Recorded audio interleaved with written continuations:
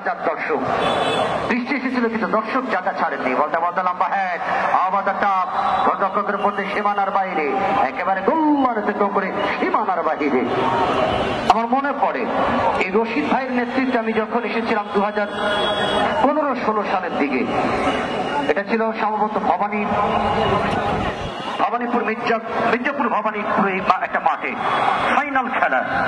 এত বৃষ্টি হয়েছিল সেই মাঠে। সাব্বির ভাই বলল, খুরশেদ ভাই আমরা খেলবো কি করে? পরে রেফারি বলতেছিলেন, রশিদ ভাই বলতেছিলেন যে ভাই বলটা যে বসায় মারবে 5 পেনাল্টি দিয়ে।